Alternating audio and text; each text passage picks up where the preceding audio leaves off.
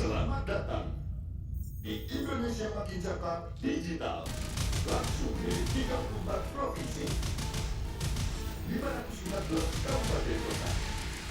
Diikuti oleh 500.000 talenta digital. Inilah Indonesia Makin Cakap Digital.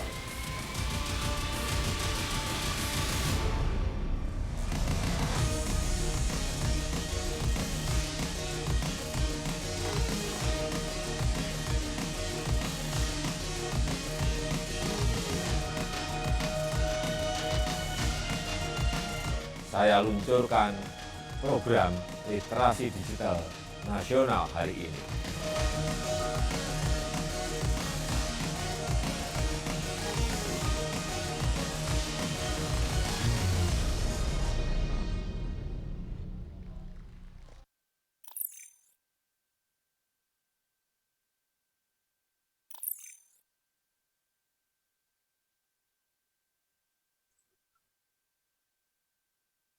Selamat datang di webinar Literasi Digital tahun 2021. Salam literasi, Indonesia makin cakap digital. Assalamualaikum warahmatullahi wabarakatuh. Shalom, Om Swastiastu, Namo Buddhaya, Salam Kebajikan, Rahayu. Senang sekali rasanya kita dapat berjumpa kembali di acara webinar Literasi Digital tahun 2021 bersama saya, Alkindi Hakim, selaku moderator sekaligus pembawa acara pada webinar pagi hari ini. Semangat pagi semuanya. Salam literasi. Indonesia makin cakap digital. Kami selalu mengingatkan kepada seluruh peserta untuk tetap menjaga protokol kesehatan karena kondisi pandemi COVID-19 ini masih belum terkendali di Indonesia. Jadi kami tetap terus mengingatkan untuk menjaga 5M protokol demi keselamatan kita bersama. Sebelumnya, izinkan saya terlebih dahulu untuk menyapa para pembicara yang telah hadir pada pagi hari ini. Yang terhormat, Bapak Samuel Abrijani Pangerapan selaku Dirjen Aptika Kemenkominfo Republik Indonesia. Yang kami hormati Bapak Indra Samsi, Eskom Mkom, yang kami hormati Ibu Dr. Meipiana Indrasari, yang kami hormati Bapak Mursalin SPDMM, yang kami hormati Bapak Haji Muslih SHIMH, yang kami hormati Kak Ranitian Nurlita, dan seluruh peserta yang telah hadir pada webinar pada pagi hari ini. Baik. Semoga kita semua tetap semangat untuk mengikuti acara webinar literasi digital tahun 2021 ini yang diselenggarakan oleh Kementerian Komunikasi dan Informatika Republik Indonesia. Walaupun di tengah kondisi pandemi COVID-19 ini, kita masih dapat bersua meskipun lewat daring untuk mendapatkan begitu banyak insight dan ilmu-ilmu tentang kita sebagai pemuda Indonesia untuk makin cakap dan bijak dalam menggunakan teknologi digital. Pada hari ini, kita akan membahas mengenai mari berbahasa yang benar dan beretika di ruang digital untuk wilayah Lampung, khususnya Lampung Timur. Baik, sebelum memulai acara webinar pada pagi hari ini, alangkah baiknya bagi kita bersama untuk lakukan doa bersama pada pagi hari ini demi kelancaran acara webinar pada kali ini. Berdoa menurut agama dan kepercayaan masing-masing. Berdoa dimulai.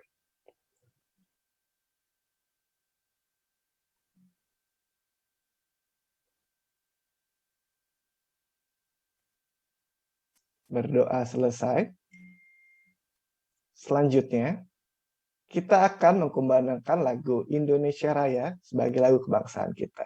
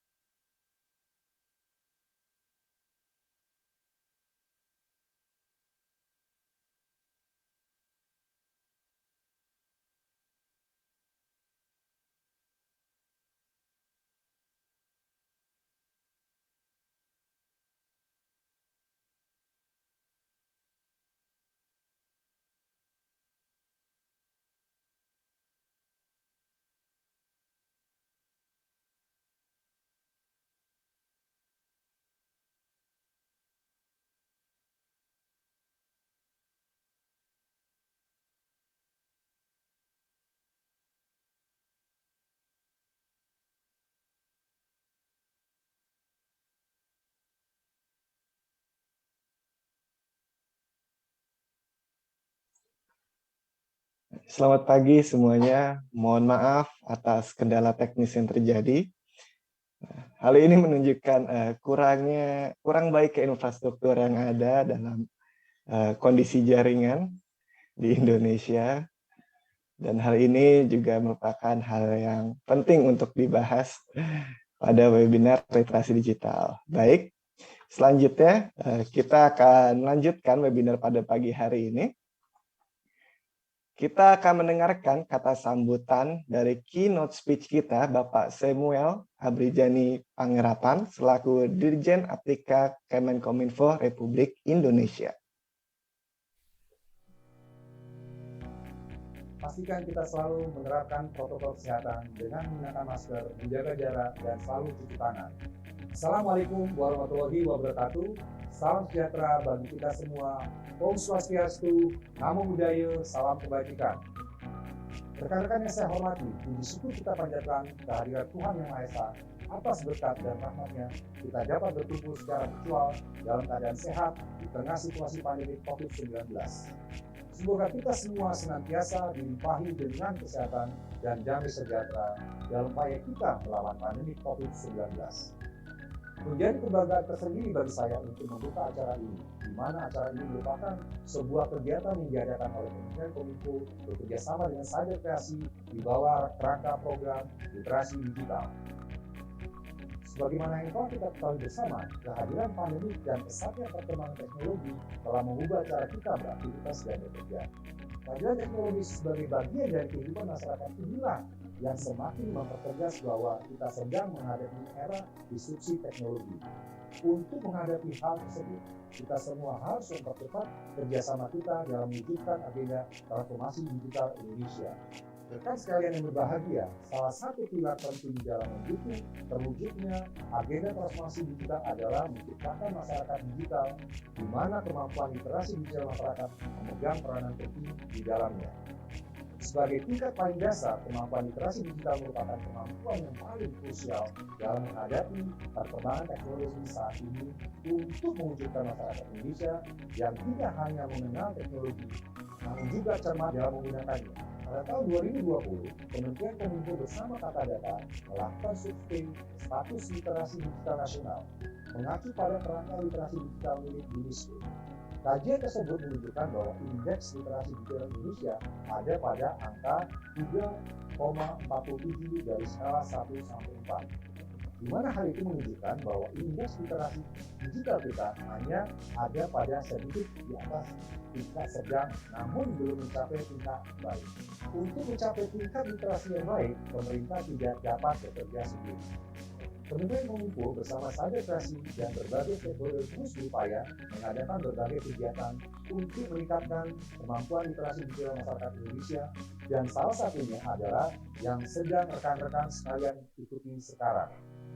Rekan-rekan yang saya hormati, dalam menghadapi perkembangan teknologi yang sangat cepat, literasi digital merupakan kunci dan fondasi utama harus kita semua miliki. Pemerintah dalam hal ini, Kementerian Kominfo, bersama dengan Cyber Kreasi berkomitmen akan terus melakukan upaya meningkatkan literasi digital masyarakat lewat berbagai macam inisiatif kegiatan. Adanya berbagai inisiatif kegiatan literasi digital diharapkan dapat memfasilitasi dan semakin mendorong terwujudnya masyarakat digital Indonesia. Keadaan normal yang baru, baik sekarang maupun pasca pandemi, akan mempercepat proses digitalisasi di berbagai lini kehidupan kita. Maka dari itu, kita harus mempersiapkan SDM kita dengan keterampilan digital yang sesuai untuk menghadapi perubahan ini. Akhir kata, mari kita membawa perubahan positif untuk Indonesia yang lebih baik. Kita ciptakan inovasi-inovasi berkualitas dengan mengembangkan talenta dan memaksimalkan potensi masyarakat digital Indonesia. Bersama kita dapat melalui pandemi dengan menjadi lebih baik dari masa sebelumnya. Demikian sambutan yang dapat saya sampaikan. Selamat mengikuti kegiatan, tetap semangat, dan salam literasi digital. Wassalamualaikum warahmatullahi wabarakatuh. Om Santi Santi Santi Om.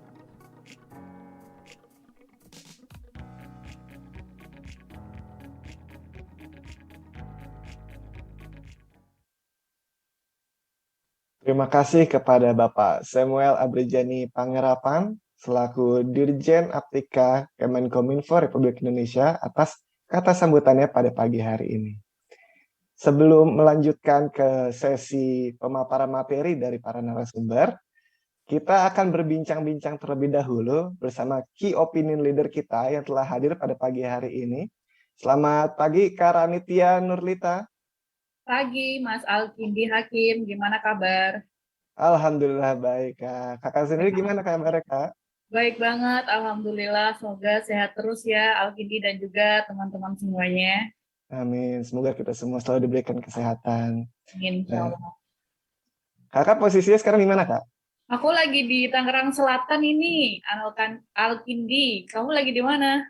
Oh, saya di Depok, Kak. Oh, tangga ya, masih tetangga ya, masih Jabodetabek. Oh, masih Jabodetabek. Nah, buat teman-teman yang belum tahu, Kak Rani ini merupakan seorang pegiat lingkungan ya, Kak ya? Ya, masih belajar sebenarnya.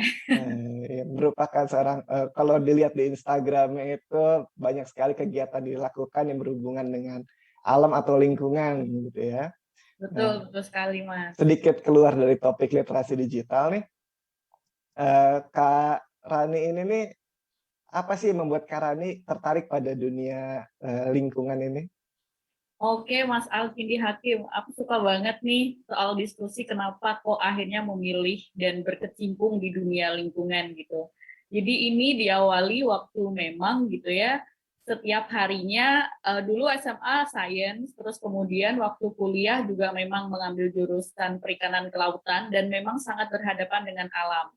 Dan dengan berhadapan dengan alam ternyata yang saya lihat gitu ya, ternyata masih banyak banget pencemaran lingkungan ya, tidak hanya sampah, tapi juga perubahan iklim, terus kemudian pencemaran air, pencemaran udara, pencemaran tanah.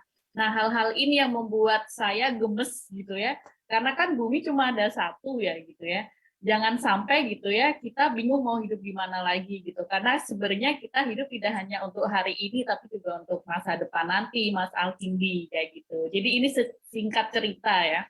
Jadi berawal dari kegemesan saya gitu ya, terus kemudian akhirnya menggeluti bidang lingkungan sampai sekarang. Baik, benar sih Kak. Kalau bukan kita, siapa lagi sih yang bisa jaga bumi kita ini? Ya karena memang cuma satu ya. Betul, betul. Nah, berarti dalam kegiatan mengenai dalam melakukan pegiat lingkungan ini, di masa pandemi ini berarti Kak Rani ini mengaksesnya melalui media sosial kan ya, Kak? Betul, jadi semuanya menggunakan online ya. Jadi tidak hanya media sosial, tapi pekerjaan semuanya online, Mas Alkindi Hakim. Jadi memang sangat tidak bisa jauh dari HP, tidak bisa jauh dari laptop pastinya gitu. Karena selain saya bergerak di bidang lingkungan, saya juga bekerja juga. Kebetulan kantornya jauh gitu ya, di benua seberang gitu ya. Jadi memang kita juga ada perbedaan waktu yang kita membutuhkan laptop dan juga internet yang memang untuk koordinasi tim. Kemudian selain itu saya juga sedang mengembangkan bisnis tentang kelolaan sampah di Tangerang Selatan karena di area Jabodetabek kan masih ini ya, masih PPKM ya. Jadi memang kita tidak boleh ketemu gitu ya. Jadi memang banyak berkomunikasi juga dengan timnya menggunakan media online gitu ya. Terus kemudian juga karena saya juga sedang kuliah gitu ya, kuliahnya pun juga online gitu ya. Jadi hal ini menarik sekali ya teman-teman dan Mas Alkindi Hakim gitu ya. Jadi memang saya tidak bisa terlepas dari media online dan bagaimana sebenarnya ini sangat berkaitan ya dengan kegiatan-kegiatan saya di bidang lingkungan ataupun bidang kuliah saya ataupun yang lainnya gitu ya. Dan saya berharap gitu ya teman-teman di sini nanti yang mengikuti webinar juga sangat semangat ya gitu pastinya karena temanya keren banget nih Mas Alkindi. Mari berbahasa yang benar dan beretika di ruang digital kayak gitu. Karena ya kita nggak bisa ketemu langsung gitu ya.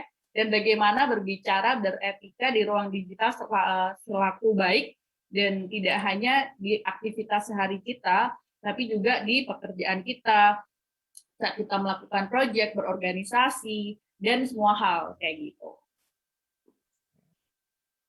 Benar, Kak. Nah, kalau dari aplikasinya sendiri biasanya apa aja yang digunakan, Kak? Oke, ini aku coba bagi di beberapa aplikasi ya pastinya ya. Jadi untuk aplikasi koordinasi biasanya menggunakan WhatsApp ya, gitu ya, dan juga menggunakan email. Terus kemudian untuk bekerja, saya menggunakan email juga. Terus kemudian juga menggunakan ada Slack. Terus kemudian juga ada Basecamp.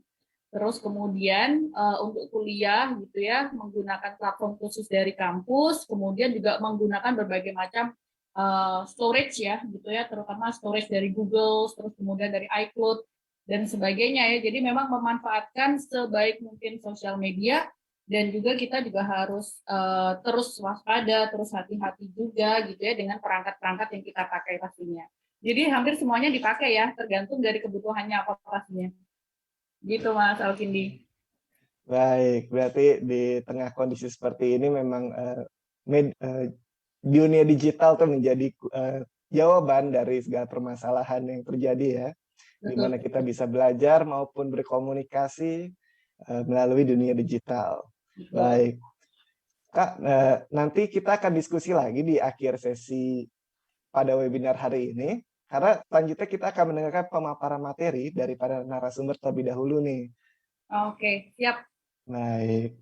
Nah, Kakak tetap semangat ya untuk ikuti acara pada hari ini.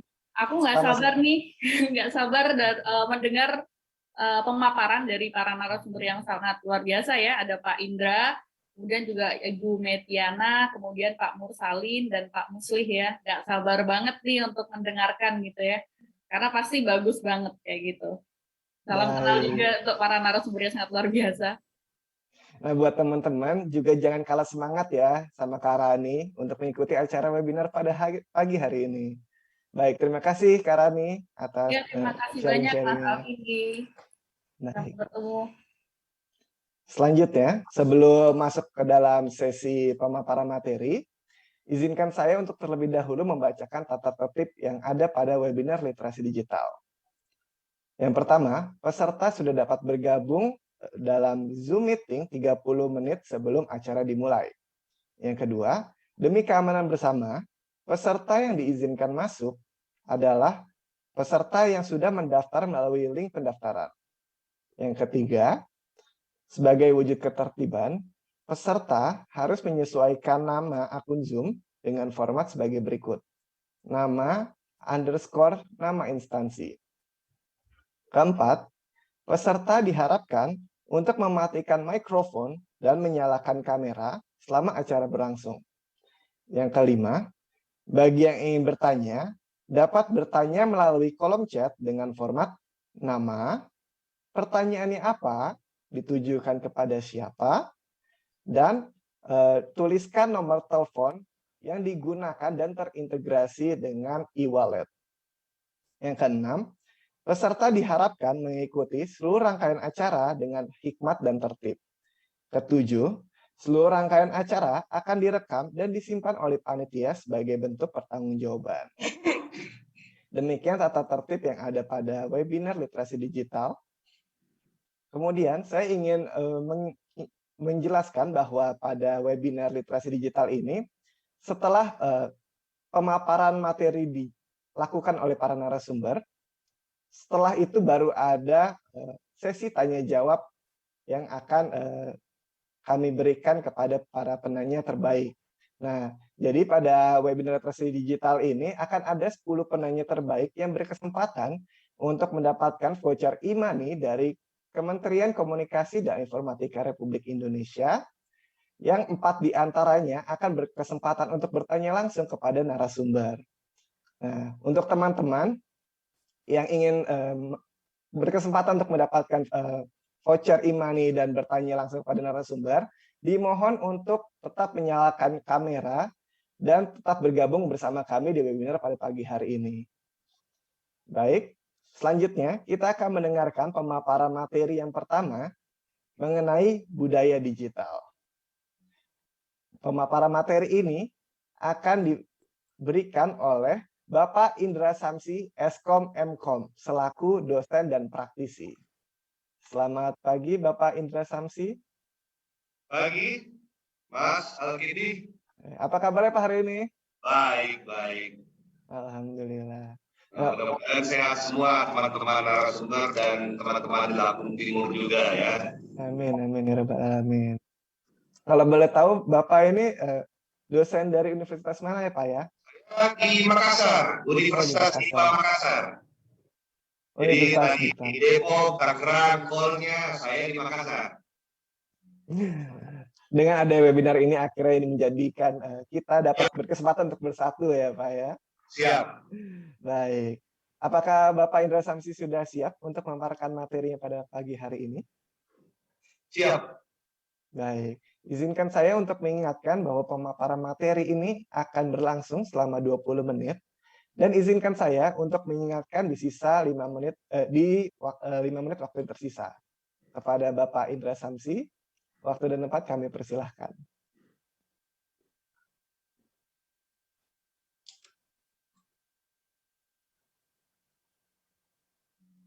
Siap. Oke, selamat pagi, salam sejahtera buat teman-teman di Lampung Timur, para narasumber, salam kenal. Saya Indra dari Universitas Dipa Makassar, di Makassar ya. Izinkan saya untuk share materi tentang masyarakat Indonesia yang berbudaya digital. Masyarakat digital berbudaya Indonesia. Oke, ini dia. Sabar dulu. Oke, nah saya mulai saja. Terima kasih. Hari yang baik, cerah di Makassar ini. Mudah-mudahan kita semua sehat sehingga kita dapat mengikuti webinar ini, sharing informasi sehingga kita semua warga negara Indonesia semakin cakap digital. Nah, nilai Indonesia, Bhinneka Tunggal Ika, beragam agama, suku, bahasa, status, dan seterusnya, yang merupakan satu kesatuan. Harapannya para pendiri bangsa ini sebagai paham sosial budaya, para masyarakat Indonesia itu bisa menunjukkan bahwa masyarakat kita, bangsa kita itu adalah bangsa yang berketuhanan, bangsa yang berkemanusiaan, bangsa yang mementingkan persatuan, bangsa yang berpikir kritis, sehingga mengedepankan musyawarah, dan bangsa yang berkeadilan sosial. Itulah cita-cita para pendiri bangsa ini. Nah, budaya, kebiasaan yang menjadi hal adat turun-temurun yang akan nanti menjadi warisan bagi penerus kita, ini menjadi penting karena apalagi sekarang di era pandemi ini mempercepat kita masuk dalam era yang dinamakan sebagai era digital. Nah, dengan konsep seperti itu, maka pergesekan antar budaya yang lama, kebiasaan lama, dengan kebiasaan baru yang berbalut digital, itu tidak hilang saya rasa, tetapi itu akan tetap berdampingan dan menjadi tanggung jawab kita sebagai penerus generasi muda, Ansor dan KNPI ini. Kita tahu bahwa visi Ansor itu membuat pemuda menjadi cerdas, visi KNPI itu menerangkan percepatan ekonomi digital. Maka ini adalah waktu yang paling tepat agar kita semua paham tentang budaya digital. Nah, saya mengambil dari kompas.com, budaya digital itu adalah budaya yang merubah tatanan kehidupan baru masyarakat, mempengaruhi gaya interaksi mereka, sehingga timbul kebiasaan baru yang nantinya akan menjadi budaya digital yang baru. Jadi, budaya lama, budaya baru, itu hanya menjadi pembeda terhadap the way we deliver, the way we do. Jadi, kalau dulu kita berinteraksi di mall, di pasar, face to face, tapi sekarang kita bisa berinteraksi dengan menggunakan teknologi, kita bermedia sosial. Dulu kita berbelanja, kita ketemu dengan penjualnya, kita negosiasi harga dan seterusnya. Sekarang lewat platform digital. Kita melakukan pembayaran cash zaman dulu, sekarang berubah menjadi pembayaran cashless. tanpa uang tunai. Pendidikan demikian. Pendidikan kita dulu tatap muka, sekarang dengan adanya pandemi kurang lebih 3 semester sekarang ini, kita diharuskan melakukan pendidikan secara online, virtual seperti ini, dan seterusnya, dan seterusnya. Apalagi dengan orang yang bekerja. Tadi Kor sudah mengatakan bahwa dia bekerja di lintas dengan posisi teman-temannya di lintas benua kita, maka teknologi menjadi penting. Jadi kebiasaan lama, kebiasaan baru itu sama saja, cuma the way we do yang berubah. Zaman dulu face to face, semua manual, sekarang berbasis teknologi. Nah, budaya digital, literasi digital itu menjadi penting sehingga kita tidak menimbulkan suatu euforia yang berlebih terhadap budaya digital ini sehingga nanti yang ujung-ujungnya jika kita tidak memperhatikan dengan sesama, maka mungkin akan terjadi perpecahan di antara kita sesama warga negara.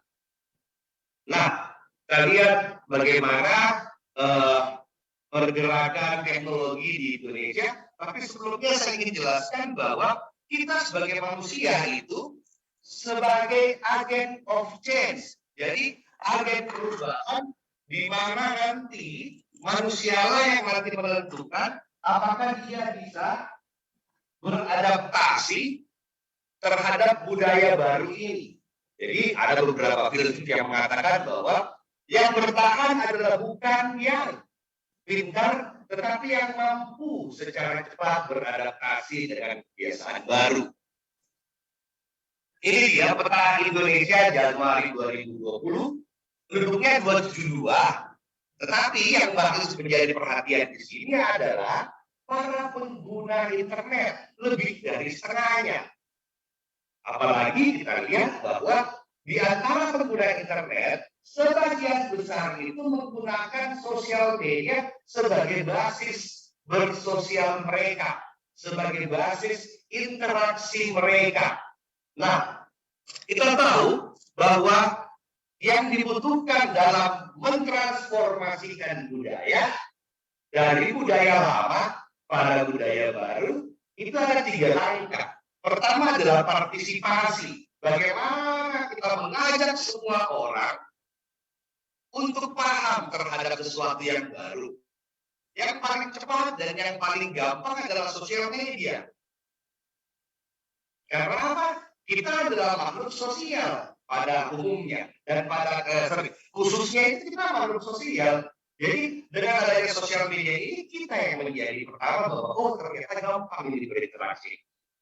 Yang kedua, setelah kita memakai, kita akan menggunakan sosial media itu untuk sesuatu yang baru. Contoh, kita menggunakan sosial media hanya sebatas saling chat, saling kirim komentar dan seterusnya. Tetapi dengan berkembangnya pengetahuan kita sebagai manusia, kita bisa menggunakan sosial media sebagai alat untuk melakukan penjualan online, memasarkan produk kita, memasarkan pariwisata kita, memasarkan apapun itu. Kita bisa bekerja dengan menggunakan sosial media dan seterusnya. Nah, setelah itu nanti ujung-ujungnya setelah literasi digital ini menjadi booming dan menjadi menciptakan masyarakat yang kreatif dan edukatif, maka diharapkan bahwa pemakaian teknologi menjadi budaya digital itu menjadikan kita meng-create sesuatu yang baru yang menjadi cikal bakal budaya digital Indonesia. Nah, kalau kita bersosial media, kita harus berpikir seperti ini, bahwa rekam jejak digital kita itu akan bisa ditrace oleh siapapun di dunia maya ini. Itu satu yang menjadi perhatian kita, bahwa kalau apapun yang kita tulis, apapun yang kita komentari bisa ditrace oleh orang lain, maka sepatutnya kita menerapkan pola pikir ini dalam melakukan hal-hal di dunia digital, apalagi sharing komen dan seterusnya. Pertama P, apakah konten yang ingin disampaikan itu penting? Yang kedua, apakah konten yang ingin disampaikan itu informatif? Jadi apakah berguna bagi orang yang kita akan berikan? Yang ketiga, apakah konten ini mengandung kebaikan? Apakah konten ini memberikan inspirasi? Dan apakah konten ini disampaikan untuk mengubah realitas yang terjadi? Nah, kalau itu semua sudah, maka dengan bangga silakanlah Anda share. Sehingga Anda bisa menyampaikannya dengan konsep yang bertanggung jawab. Itu dia. Nah, sebagai bangsa yang berbudaya, yang berasal dari budaya yang berbeda-beda, maka pendidikan ini menjadi penting. Pendidikan multikulturalisme adalah merupakan pendidikan nilai yang harus ditanamkan sedini mungkin. Peserta webinar ini merupakan sebagian besar adalah peserta dari anggota KNTI dan Ansor Lampung Timur yang mungkin saja sudah berkeluarga. Saya sering menekankan bahwa pendidikan dasar, pendidikan karakter, pendidikan budaya paling bagus jika kita menggunakan segitiga emas. Melibatkan orang tua, melibatkan anak didik, melibatkan para guru dan dosen, sehingga tercipta keseharian, tercipta kebiasaan, watak dan kultur, sehingga nanti akan berujung pada toleransi yang tinggi antar sesama manusia. Ingat, tadi saya sudah katakan bahwa kita ini adalah agen perubahan. Jadi kalau bukan kita, siapa lagi gitu? Ya, jadi pendidikan multikulturalisme menjadi penting. Apa yang harus diajarkan dan harus diterapkan pada kehidupan kita sehari-hari? Nah, pertama perubahan kehidupan manusia, ekonomi semakin memperbesar jurang sosial antara kelompok atas dan kelompok bawah. Kalau tidak hati-hati menangani ini, akan banyak terjadi kasus-kasus yang mencoreng nama baik kita sebagai bangsa Indonesia. Urbanisasi, perpindahan cukup tinggi sehingga munculnya kelompok-kelompok yang nanti akan bergesekan jika tidak diperhatikan dengan benar. Semakin terbukanya daerah-daerah pedesaan terhadap ilmu dan budaya baru. Apalagi dalam budaya digital ini, kita hanya dibatasi oleh banyak tidaknya kuota kita di gadget kita masing-masing. Oke, yang keempat adalah berbagai konflik sosial budaya yang muncul akhir-akhir ini. Kesalahpahaman, jadi hati-hati dengan hoax. Jempolmu adalah harimau, maka pendidikan ini, pola pikir, metode pikir yang tadi saya jelaskan itu menjadi penting jika kita akan meneruskan sebuah pesan. Jangan sampai itu akan menjadi gesekan antara kelompok. Yang kelima adalah mitos kehasilan sejarah yang tidak menguntungkan bangsa Indonesia. Oh, hanya suku ini yang berperan terhadap kemerdekaan Indonesia. Hanya ya dan seterusnya lah, gitu. Oke, nah, toleransi. Ujung-ujungnya tadi saya bilang bahwa multikulturalisme ini akan menjadikan kita sebagai bangsa yang bertoleransi tinggi. Sikap manusia untuk saling menghormati dan menghargai perbedaan baik individu maupun kelompok. Nah, saling di kami di masyarakat Sulawesi Selatan ada budaya tabe gitu.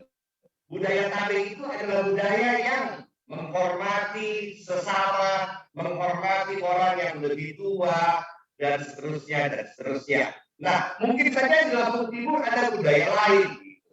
Ada budaya yang seperti kami di sini. Jadi saling mengedepankan budaya masing-masing dalam rangka untuk menciptakan toleransi, menciptakan saling menghormati satu sama lain, sehingga nantinya jika kita berinteraksi di media sosial, komunikasikanlah menggunakan bahasa Indonesia yang baik, sehingga tidak menyinggung suku atau adat yang lain. Saling menghargai konten, Jadi kita lihat bahwa rekam jejak tadi itu sudah diatur oleh undang-undang lewat undang-undang ITE undang-undang ITE yang mengatakan bahwa ujaran kebencian, ujaran yang berbau ras, agama, suku dan antar golongan itu bisa dikenakan hukuman. Jadi hati-hati terhadap hal-hal yang berhubungan dengan komentar Anda di media sosial dan seterusnya. Yang ketiga adalah pengetahuan dan pengalaman multikultural itu melalui pendidikan yang menyatu dalam kurikulum sekolah. Nah, kenapa ini dikedepankan? Hoax yang sering muncul tadi juga di video awal bukaan dari webinar ini, hati-hati dengan hoax. Kenapa sampai terjadi? Karena kurangnya pendidikan terhadap literasi digital. Jadi biasakanlah Anda untuk mengerti, paham kontennya, berpikirlah kritis, apakah ini penting atau tidak sebelum Anda menyebarkannya. Nah, ada penelitian yang bagus yang mungkin bisa kita pakai dalam menjelaskan ini bahwa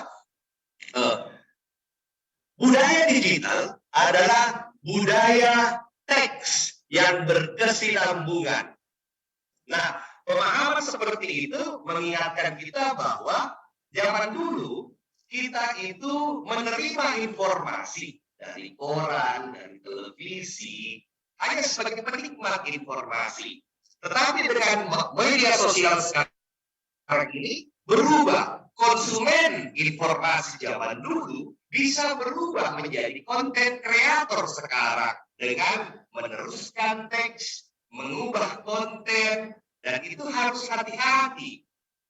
Karena tadi saya katakan bahwa pemerintah sudah menyiapkan berbagai macam undang-undang untuk melindungi warga negaranya, baik secara offline maupun digital. Nah, yang terakhir adalah habitat dalam keluarga sehari-hari.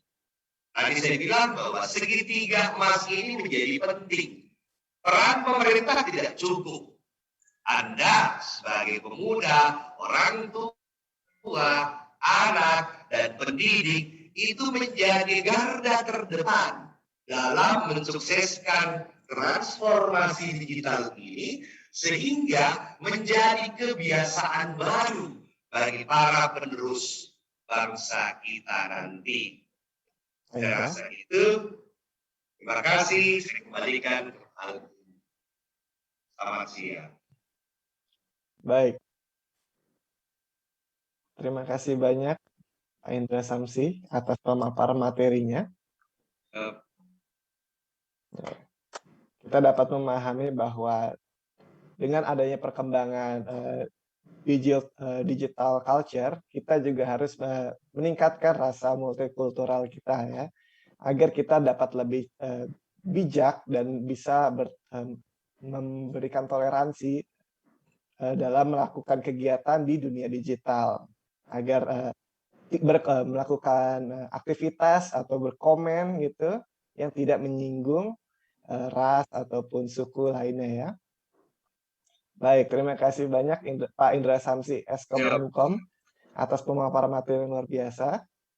Selanjutnya kita akan mendengarkan pemaparan materi yang kedua, yaitu dari Ibu Dr. Meitiana Indrasari STMM.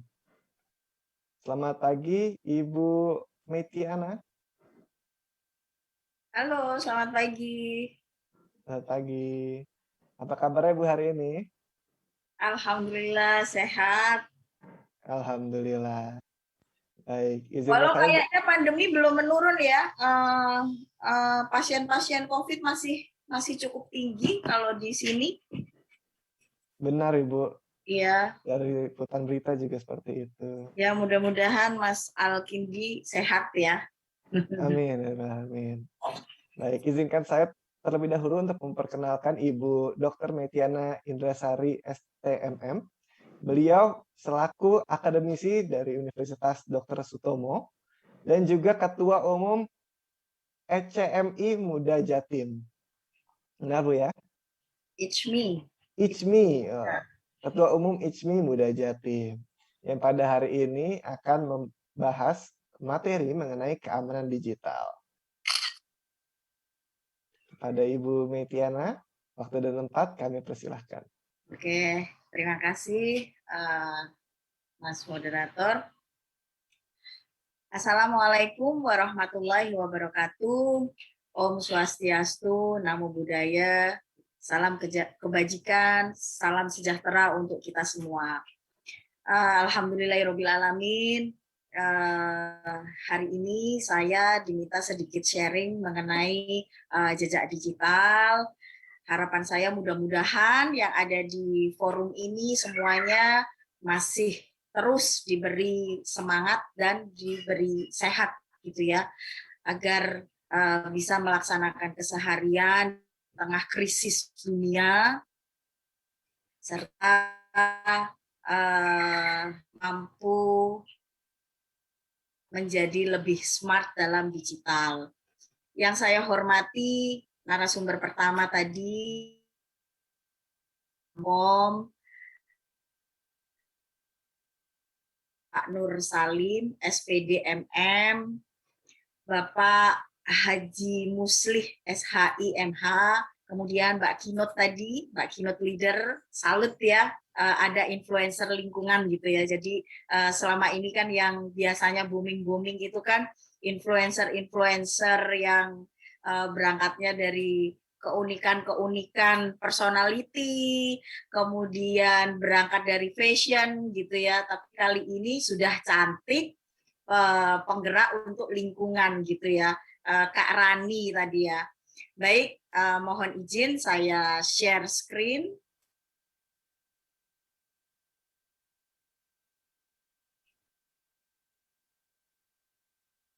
Oke, hari ini saya mencoba share tentang potret diri jejak digital.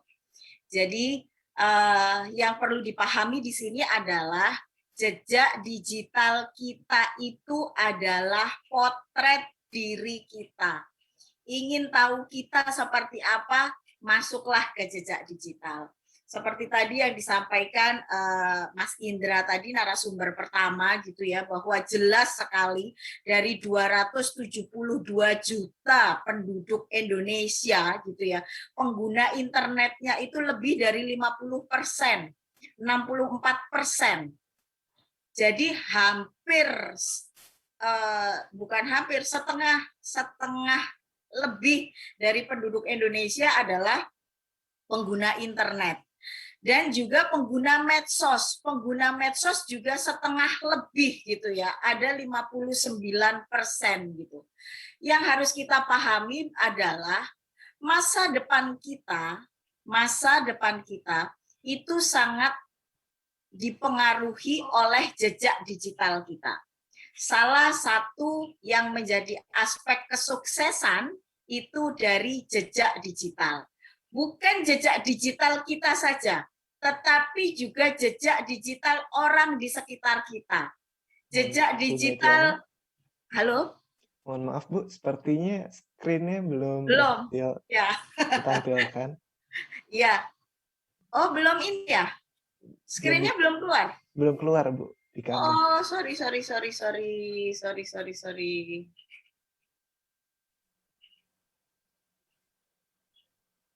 Iya. Oke, sudah Baik. ya. Sekarang sudah terlihat dengan jelas, Bu. Oke. Jadi seperti yang saya tadi sampaikan, jejak digital, tanggung jawab dari jejak digital itu bukan hanya tanggung jawab diri kita sendiri gitu, tetapi juga tanggung jawab anak cucu kita. Jadi kalimatnya ini mungkin hanya jejak digital gitu ya, tetapi jika kita salah, jahatnya itu melebihi dongeng ibu tiri gitu ya. Sebelum kita masuk lebih lanjut, izinkan saya juga sedikit bercerita tentang diri gitu ya. Jadi nanti kalau misalkan rekan-rekan sekalian ada yang ingin discuss dengan saya gitu ya, anytime gitu, kapanpun silahkan bisa langsung kontak gitu ya. Langsung kontak ke saya di luar forum ini, tidak tidak apa gitu ya. Jadi keseharian saya adalah pembina Yayasan Pendidikan Cendekia Utama, sebuah yayasan pendidikan yang mengelola lembaga pendidikan SMP Dr. Sutomo, SMA Dr. Sutomo, SMK Unitomo, dan Universitas Dr. Sutomo. Saya juga sebagai dosen Fakultas Ekonomi dan Bisnis Unitomo, Regional Director ICSB, Indonesian Council for Small Business East Java, salah satu organisasi UMKM internasional yang ada di Indonesia, pusatnya ada di USA dan sudah berkembang di 80 negara. Kemudian juga sebagai Ketua Umum P2BPT, penulis buku perguruan tinggi. Saya juga Ketua Umum ICMI Muda, tadi sudah disampaikan Mas Moderator, juga pembina Jaringan Media Siber Indonesia Jawa Timur, dan pembina Perkumpulan Ahli dan Dosen Republik Indonesia. Jadi kalau melihat media saya gitu ya, mungkin tidak akan jauh-jauh dari dunia akademisi, walau tentu balutannya itu sesekali saya memasukkan jok-jok ala arek Surabaya gitu ya, karena saya kebetulan juga orang Surabaya gitu ya, jadi wani gitu ya. Oke, ini adalah keseharian saya dan di sini juga sudah saya tulis IG. Kemudian ada Facebook, juga ada nomor WhatsApp gitu. Jadi oke gitu kan, kita kalau misalkan mau discuss gitu untuk keberlanjutannya gitu, oke gitu, saya open ya. Oke.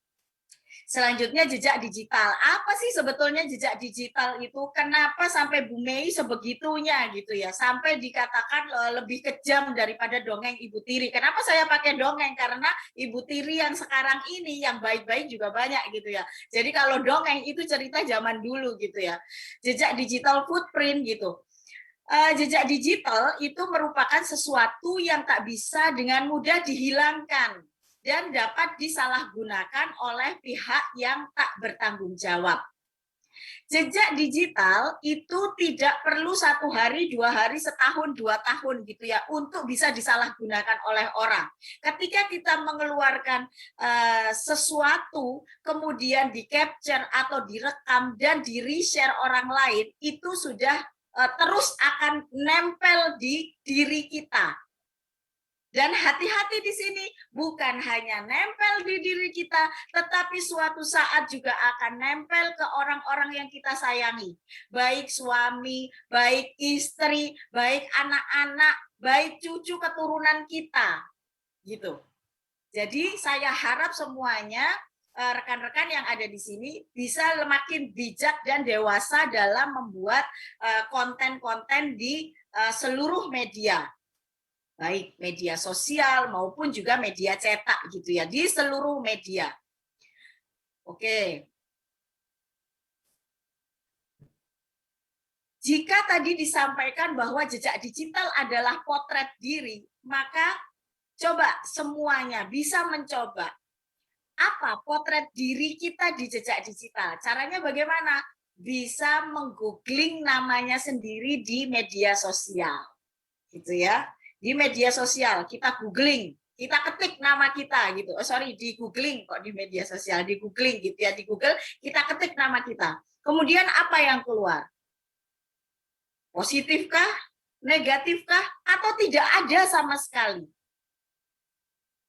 Kalau positif, ini akan baik, bukan hanya untuk diri kita, tetapi untuk lingkungan sosial dan juga anak cucu kita. Karena semua akan mempertanggungjawabkan jejak digital kita. Gitu ya. Kemudian jika negatif maka berhati-hatilah. Saya ada cerita dalam perekrutan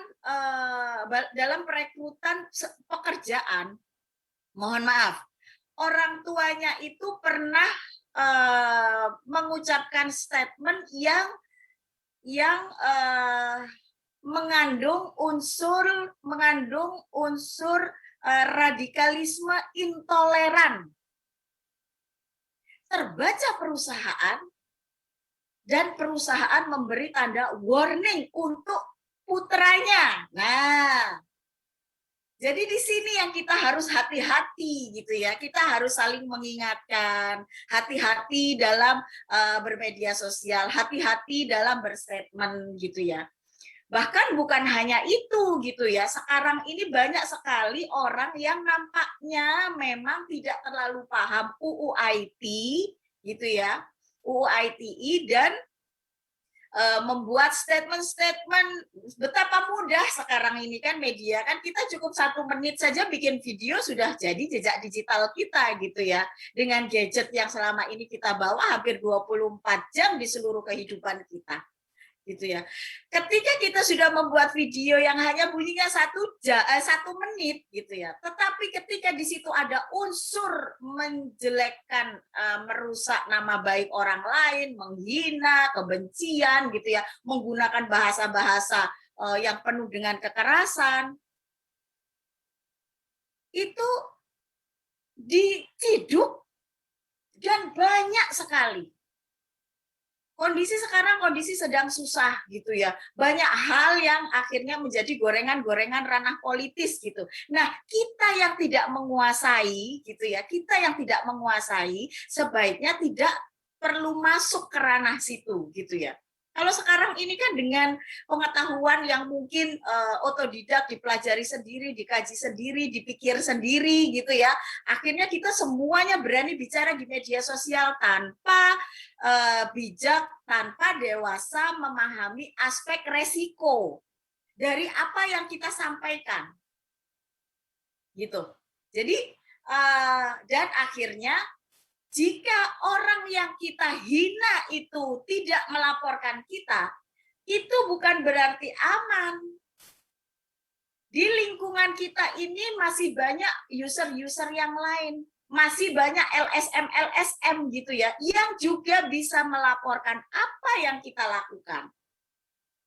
Gitu. Pelanggaran-pelanggaran yang kita lakukan. Jadi tidak harus orang yang kita hina yang melaporkan, tetapi bisa orang lain yang melaporkan. Dan jika tidak tahun ini, bisa setahun lagi, bisa 2 tahun lagi, bisa 10 tahun lagi. Itulah jahatnya jejak digital. Gitu ya. Kemudian yang ketiga tadi yang saya sampaikan adalah jika tidak ada sama sekali, ketika kita googling, kita tidak ada sama sekali rekam jejak digital. Ini justru tanda tanya untuk perusahaan. Orang ini bisa beradaptasi tidak di dunia digital. Gitu. Kalau dia sama sekali tidak memiliki potret diri di digitalisasi, maka orang ini dikhawatirkan tidak mengikuti perkembangan. Jika tidak mengikuti perkembangan, maka ini adalah sesuatu yang tidak baik juga untuk perusahaan, untuk perekrutan perusahaan di masa yang akan datang. Gitu ya. Kemudian apa saja sih jejak digital yang bisa ditinggalkan? Ada di postingan media sosial, paling mudah sekarang itu. 59% menggunakan dari 200 juta penduduk Indonesia menggunakan media sosial gitu. Hampir seluruh pengguna internet itu menggunakan media sosial.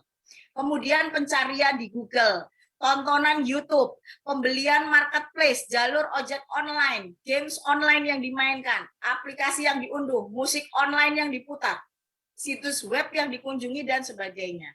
Jadi sebagai salah satu contoh, kita buka YouTube, kemudian kita sering mencari film-film yang mungkin kurang baik gitu ya, film-film yang kurang baik. Maka nanti pada waktu kita membuka YouTube lagi, kita akan diberikan suggestion, diberikan iklan-iklan untuk film-film yang nggak benar juga gitu. Jadi karena itu semua sudah menjadi jejak digital kita. Saya di marketplace gitu ya, saya sedang mencari sofa gitu, tiba-tiba di Facebook itu banyak iklan sofa, di Instagram banyak iklan sofa, di TikTok banyak iklan sofa. Karena mesin itu membaca apapun yang kita mainkan di dunia digital. Gitu ya. Jadi ini adalah jejak digital yang bisa kita tinggalkan di dunia digital. Oke. Kemudian selanjutnya adalah bahayanya itu tadi apa. Jadi itu tadi sudah saya sampaikan sedikit gitu ya. Kemudian lainnya adalah digital exposure gitu ya. Akses bebas yang didapatkan orang-orang tak bertanggung jawab pada data-data personal. Kita tahu sekarang bahwa jutaan kita bisa memiliki follower jutaan gitu ya di Instagram. Siapa yang bisa menjamin bahwa jutaan itu semuanya adalah orang positif gitu. Maka ketika kita mengekspos hal-hal yang bersifat personal, maka hati-hati. Di sana selalu ada orang-orang yang merongrong. Demi kewaspadaan kita selalu berpikir seperti itu tidak apa gitu ya. Kalau saya kondisi sekarang ini, karena keadaan seperti ini, demi kebaikan saya menganggap semua orang itu positif COVID, sehingga saya harus selalu jaga jarak, harus selalu berhati-hati. Nah, sama di sini juga begitu gitu ya, bahwa ketika kita tanpa kita sengaja, biasanya ini anak-anak yang baru dapat KTP ya, tanpa kita sengaja gitu ya. KTP online sudah jadi, bangga dong, sudah dewasa ya. Kemudian dia akan dia iseng gitu, KTP-ku sudah jadi gitu, bikin status. Padahal KTP itu adalah dokumen pribadi yang sangat rahasia, sangat personal gitu. Karena dengan KTP itu bisa lari kemana-mana, hingga yang terjelek bisa lari ke pinjaman ojol yang dilakukan oleh orang-orang yang tidak bertanggung jawab. Gitu. Kemudian ada phishing, pembobolan data-data penting seperti rekening, ATM, dan berbagai file berharga di tempat kerja. Maka sarannya adalah jangan pernah memberikan data apapun, data OTP, data PIN, nomor apa, pokoknya jangan pernah memberikan data apapun di media sosial ataupun di orang-orang yang tidak kita kenal, atau jika kita kenal gitu ya, atau orangnya itu jika kita kenal, karena zaman sekarang juga WhatsApp yang di hacker juga banyak gitu ya, yang di cloning juga banyak gitu ya. Itu kita bisa bertemu dan bicara secara langsung. Kalau kaitannya dengan bank, maka kita ke kantor bank. Gitu. Jika ada permintaan untuk PIN atau apa gitu ya, yang sudah di luar standar perbankan selama ini. Kemudian reputasi profesional. Nah, ini yang menjadi banyak perhatian. Saya saja di usia sekarang ini, setiap saya mengajukan proyek gitu ya, setiap saya mengajukan proyek oleh vendor itu selalu dilihat reputasi dari satu yayasan, reputasi dari yayasan, dua dari tim pengaju, tim loh ya, tim, bukan hanya saya gitu ya, misalkan saya Pimpro gitu, bukan hanya Pimpronya saja yang dicek ininya jejak digitalnya, tetapi seluruh tim. Nah, itu jadi hati-hati dengan jejak digital karena itu bisa sangat mempengaruhi reputasi profesional dari diri kita dan diri orang-orang di seputar kita. Baik, kemudian cara mengelola jejak digital. Dari mulai yang tadi, hindari penyebaran data-data penting gitu ya, alamat rumah, rekening ATM, kemudian nomor handphone di internet gitu ya. Kalaupun kita harus membagi, seperti ini tadi saya membagi nomor WhatsApp, itu kita sudah tahu bagaimana cara mengamankan WhatsApp kita. Bagaimana caranya supaya WhatsApp ini tidak di-cloning, bagaimana WhatsApp ini tidak disalahgunakan orang lain, tidak di-hack dan lain sebagainya. Kita sudah paham. Dari mulai kalau WhatsApp ya, dari mulai two-way verification, kemudian tidak memberikan data OTP apapun WhatsApp kita ke orang lain gitu. Kemudian sering logout juga, ya. Ya, Mas. Waktu yang tersisa tinggal 5 menit lagi, Bu. Ya,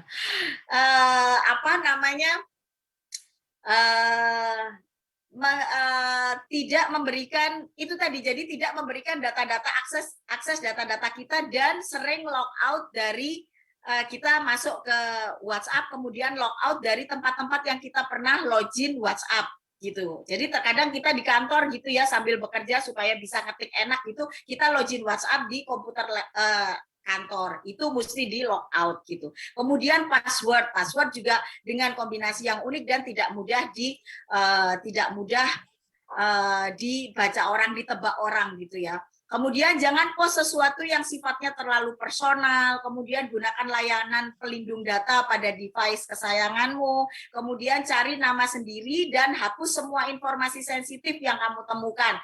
Jika itu salah satu cara. Jika kita punya jejak digital yang tidak baik dan kita yang mengeluarkan, saya sarankan untuk dihapus. Tetapi jika jejak digital itu sudah di-capture orang, maka selesai.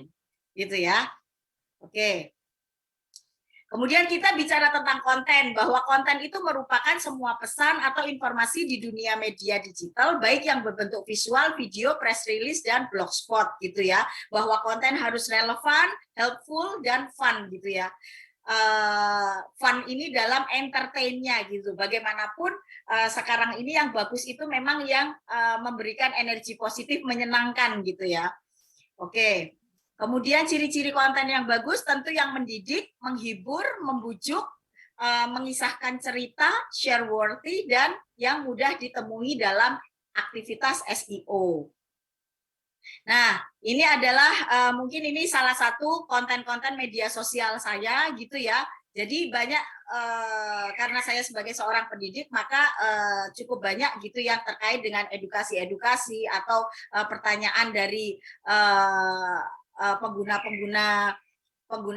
media sosial terkait dengan kalau saya mau bekerja ini lanjutannya kemana, ataupun juga terkait informasi-informasi tentang edukasi gitu ya. Oke, bahkan di dunia akademisi sendiri jejak digital itu sistemnya justru dibangun gitu ya. Seperti salah satu contohnya adalah Google Scholar yang mendetek seluruh penelitian kita gitu.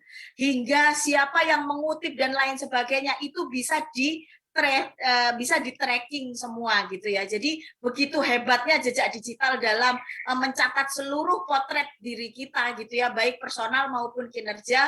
Maka sekali lagi pesan saya, hati-hatilah dengan jejak digital dan leave digital footprint of love and kindness. Kita sebar kasih sayang dan juga kebaikan. Saya rasa itu yang bisa saya sampaikan. Mohon maaf kurang lebihnya. Wabillahi taufik walhidayah. Wassalamualaikum warahmatullahi wabarakatuh.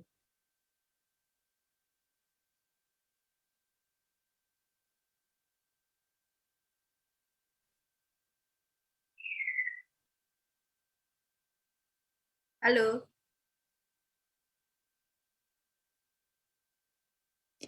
Mas moderator, saya kembalikan ke Mas moderator.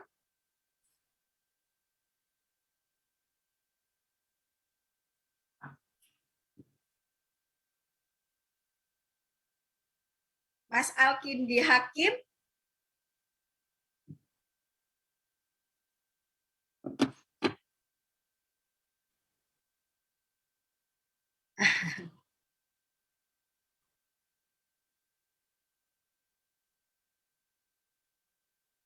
Mas Alkindi Hakim. Kayaknya punya saya nggak putus kan ini karena orangnya gerak semua ini. Iya, iya Pak Indra nggak putus kan ini. Berarti Mas hostnya kemana ya? Ya enggak. Saya bantu biar makin enak sambil nunggu Mas moderator, boleh ya? Boleh. Ya. Oke Bu, Masya Allah ini keren sekali ya ternyata penjelasannya ya Bu ya. Jejak digital ini bisa dibilang sangat krusial ya Bu ya, apalagi kalau kita tidak tahu pengamanan dan safety-nya ini bisa sangat berbahaya ya gitu ya. Mungkin kalau orang awam suka dicek namanya di Google gitu ya, tapi semakin banyak nama yang keluar itu malah sebenarnya juga kita harus semakin menjaga etika, attitude bersosial media, berdunia digital gitu ya Bu ya. Sangat luar biasa sekali. Kalau mungkin saya boleh tanya nih Bu sambil nunggu Mas Alkindi nih Bu. Ya. Kalau Ibu melihat di sini, memang apakah Ibu pernah mengalami sendiri, mungkin pernah di-hack kah, atau mungkin jangan sampai ya sebenarnya ya, atau mungkin ada pengalaman dari orang lain yang menceritakan ke Ibu gitu ya, akhirnya ini menjadi lesson learned sekali nih untuk digital safety ini sendiri, Bu? Banyak. Jadi satu, cara mengcloning WhatsApp itu memang sangat mudah gitu. Kemudian yang paling sering itu adalah dihack, WhatsApp dihack. Tapi rata-rata memang mereka memberikan OTP. Gitu. Mereka OTP. menggunakan OTP, mereka memberikan OTP, kemudian mereka tidak two-way verification.